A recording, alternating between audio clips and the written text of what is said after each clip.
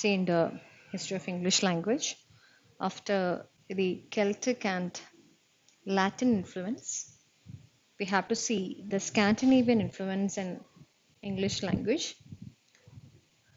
So we have in this that Celtic influence was very meager amount. Then a tip much goes higher when we compare Latin influence, and even much more we can owe to Scandinavian, Norse, Danish, or Viking influence. So you have four terms. The first one is perfectly Scandinavian, then is Danish, where you have the Danish king who's coming down for conquering the Anglo-Saxon nation or the English land or the Britons. And then the Scandinavian or the Danish influence, then you have the Viking influence or the Norse influence. So you take different names for the Scandinavian, Danish, Viking, and Norse influence.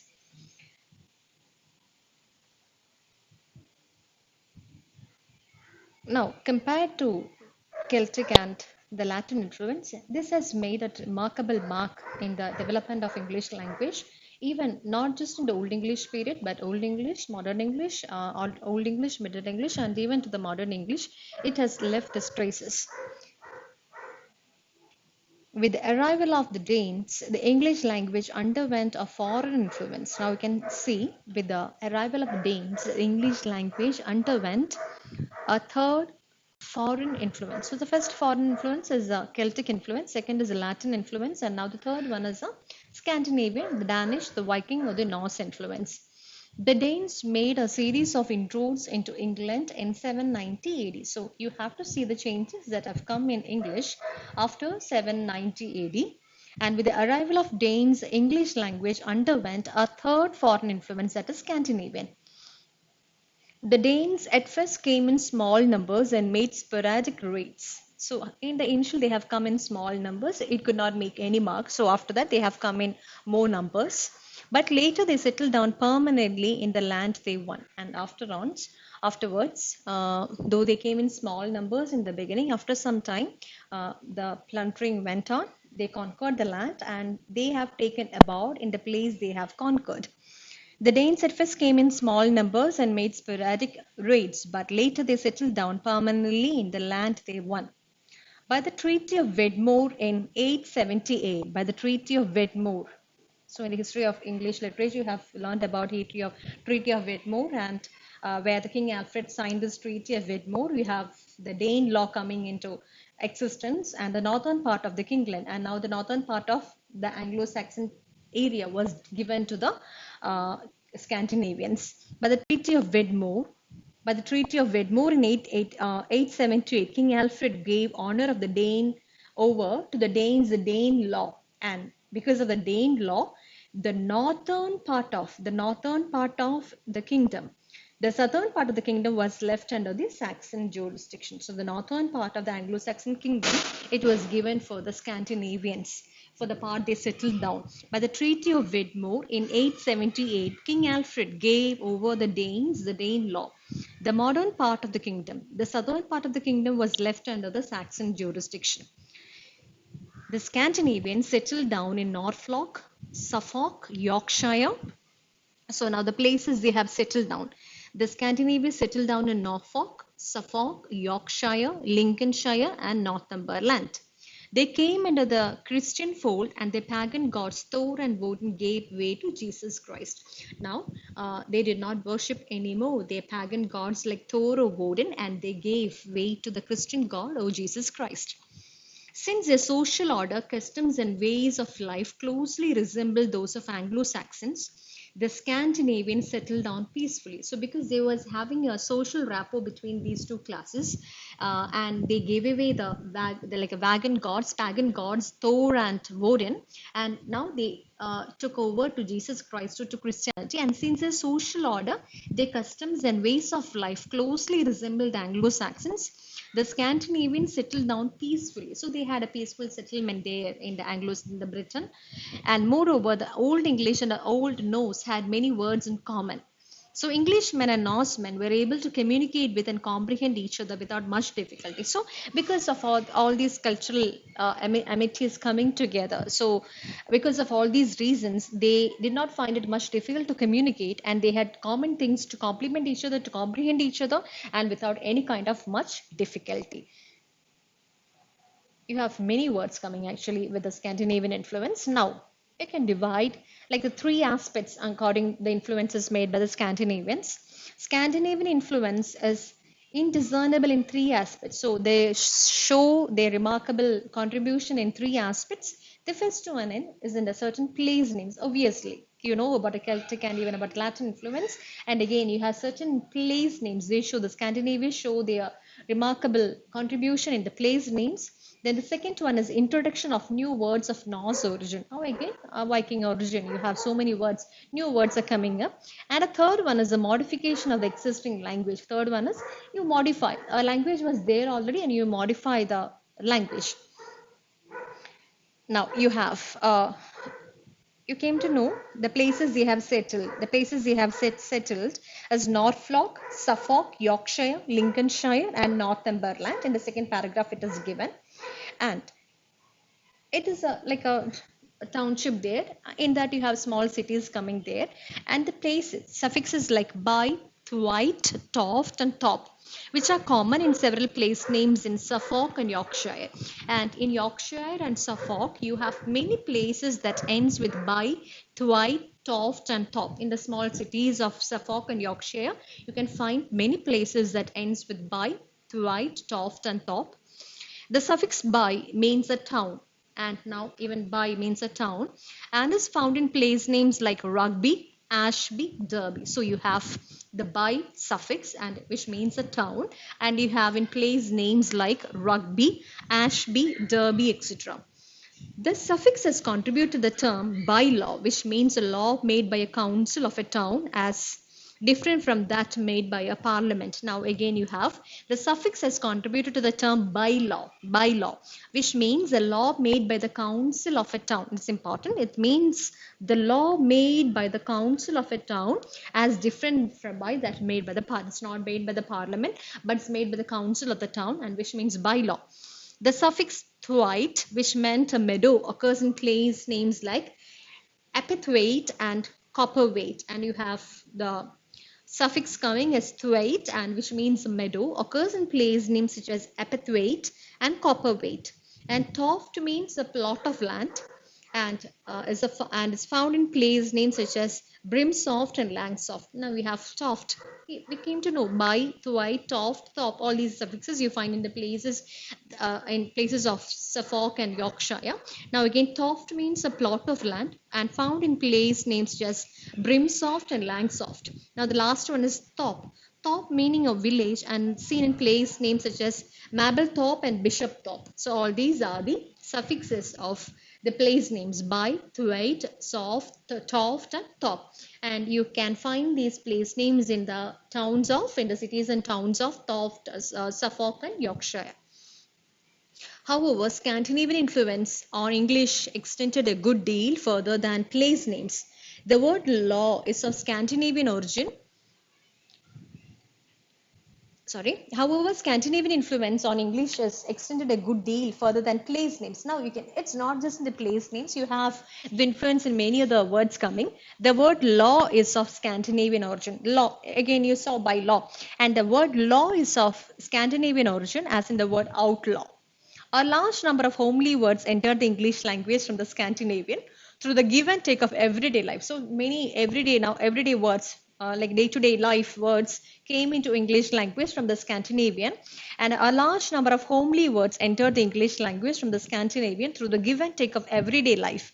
Nouns like bant, bank, birth, boon, booth, brink, bull, crook, dirt, dregs, egg, fellow, freckle, gate, gap, guess, hap, keel, kid, leg, link, loan, mire, raise, reindeer, reef, rift, root, scab, slaughter. So many words. Seed, sister, skill, skin, trust, want, widow, window. All these are from Norse or Scandinavian origin. Many of the common adjectives are from the Danes. Awkward, black, crooked. And again, you have many adjectives that are come from the Danes, Scandinavian, Norse influence. awkward, black, crooked, cross, flat, ill, loose, low, meek, muggy, odd, rotten, rugged, scant, seemly, slight, tattered, tight, and weak. And there is a surprising number of common verbs among the Scandinavian borrowings. Now you have common verbs: bait, busk, batten, call, cost, clip, crave, crawl, die, droop, flit, gape, scare, scowl, screech, snub, sprint, take, thrive, thrust, etc. And most of the names of weekends epitomize Norse mythology. And even you take the week names, it shows some evidence of Norse mythology. For example, Tuesday's Tuesdag, and that is a day of two, and that is a god of war. So you have mythology influences of the Scandinavian Norse influence coming in the week name, the names of weeks even. And the Norsemen were great seafarers, and so they have contributed a few nautical terms. So they were sea lovers, and they have contributed a few nautical terms. For example, the suffix haven, which occurs in the place names just New Haven and Milford Haven, as a Norse word meaning harbor. So which means a new haven, and Midhaven, haven as a word you have from the Scandinavian, which means a harbor. The word skipper is from the Old Norse skip and meaning ship. Sometimes a native word is replaced by an entirely different Scandinavian word. For example, Old English niman meaning take was replaced by taka, modern English take. And Old English iagpiral eye hole was replaced by the Old English vintuaga, modern English is vinto, vintauga as vinto. And Old English swester was replaced by Old English sister, and modern English you have sister. And Old English Volcan was replaced by Old English all no sky, and Volcan is now preserved in the poetic term Velkin. Velkin is sky, the poetic term is sky. So all these are from again the from the Scandinavian or Norse influence. You have haven, which harbor, you have skip as ship, and you have niman, take, taker, and that is take, and Egg is eye hole, replaced by Vintuaga as modern English is Vinto, and then Old English siesta as modern English sister. It is from the Old Norse siesta. And now Volcan was replaced by Old Norse sky, and Volcan is now preserved in the poetic term Velkin. So all these are the influence of again Scandinavian influence. The meaning of some Old English words has been modified by the corresponding Scandinavian words so the words retain the old native forms. Now you have the meaning of some Old English words has been modified by the corresponding Scandinavian words. So now some meanings, not just words, some meanings of the Old English words have been replaced by the Scandinavian words through their and retain the old native form. For example, Old English dream means joy, but Old Norse dream is a vision of the night, and modern English dream is its meaning vision. And Old English bread is fragment. Old English broad means bread. So they try to retain the meanings. It's not the words that is written. They try to retain the meaning back with the Scandinavian influence. So these are the influence of meanings which was altered or retained back due to the Scandinavian influence. And sometimes English word exists side by side with the Norse words, differing slightly in meaning. So English no was ne, from is fro, hide is skin, sick is ill, shirt is skirt, streak is screech, church is kirk, rare is race. So all these you have almost similar kind of words coming in English and Norse.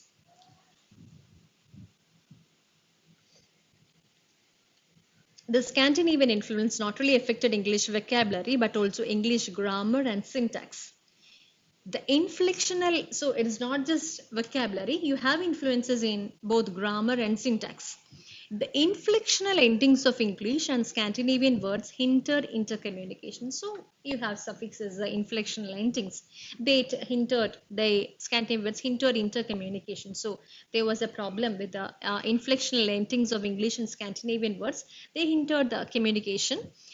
So both English and Scandinavians tended to discard the inflectional endings, thereby paving the way for the simplification of English grammar. So as they was causing confuses, they tried to discard their inflectional endings, and thereby paving the way for simplification of grammar. So they didn't want to confuse because they were Scandinavians were living on the north side and the Saxons were living on the southern side. So they didn't want any kind of problem or any kind of confusions among them, and they were ready to discard their inflection inflections ending in grammar. And in case of that, they could make their language more easy to understand. Intercommunication was, they hinder intercommunication, they try to alter it, they kind to enhance it by deleting or discarding the inflections. The pronouns they, their, and them, and the present plural are were adopted from the Scandinavian. Now, the pronouns they, their, and them, and the present plural are instead of is, are, were adopted from the Scandinavian. Relative clauses without any relative pronoun are rarely found in Old English. Relative clauses without any relative pronoun are found in Old English. With the example, we can understand. Owing to Scandinavian influence, such clauses became common from the Middle English. For example, the man I saw. So, see, without using the man that I saw, they are avoiding the relative clause that there. The man I saw, that's enough. And in Old English period, genitive case was often placed after its noun. So in the Old English period, you came to know about genitive case, that is dog's dinner is genitive case. But under the Scandinavian influence, the genitive acquired its universal position before noun. You have red rose. So in the Old English period, they were following the genitive case, and now when the Scandinavian influence, they did not want this genitive case always to be there in sentences. They want the universal position before. They want the genitive acquired as universal position. The adjective acquired the universal position before the noun is okay. The adjective can come before, not always after the noun. As in dog's dinner, need not be as in Old English. You can have a red rose. So red is the adjective that describes the noun. You can have the adjective that is coming in before the noun. So they were adopting to this kind of usage. When a Scandinavian word is borrowed, it is usually given an English inflection. So when a Scandinavian word is borrowed, it is usually given. So instead of creating confusions, they were ready to add even English inflections. Occasionally, a Scandinavian inflectional ending was mistakenly for the root and was incorporated into English. So some words, just some words they retained. And occasionally a Scandinavian inflectional ending was mistaken for the root and was incorporated into English. So you have one example given here. For example, the old nose ending t was added to the adjective to form the neuter gender. For example, as pervert had the neuter form, and pervert, which survives in modern English, as thwart. Thwart is to stop somebody to plan something. So now they confused between this t as an inflection. Occasionally, a Scandinavian inflection ending was mistaken for the root. So actually it was an inflection, but they mistakenly take it for the root of the word and was incorporated to English. For example, Old English ending to was added to the adjective, to adjectives to form the neuter gender. So in Old English, in Norse, they were adding to make it neuter gender. And what they did is they tried to incorporate this by taking this as root of a word. And for the reasons, adjective pervert has the neuter form pervert, which survives in modern English as thought. Now it has come to modern English as thought. Pervert has come in modern English as thought. Instead of the inflection, they have taken it as for the root word to. The hardening of Old English k in the northern dialects. This k in the northern dialect. Example, dike is ditch is in the south. So the hardening. So we came to this form, k and ch forms. The hardening of the Old English k in the northern dialects. For example, dike is a ditch. As in one northern dialect is dike, and in the southern dialect is ditch. You have k having two. Like one is very weak form, the other one is strong form.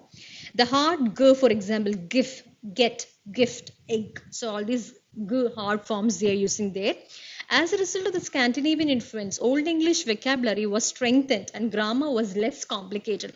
Now, one of the important features, as a result of the Scandinavian influence, Old English vocabulary was much strengthened and the grammar was made less complicated. They were ready to adapt to each other's. And because of the extent and intimate way in which the borrowed elements were incorporated. And now they were ready to take the borrowed elements to the extent of intimate way in which the borrowed elements were incorporated.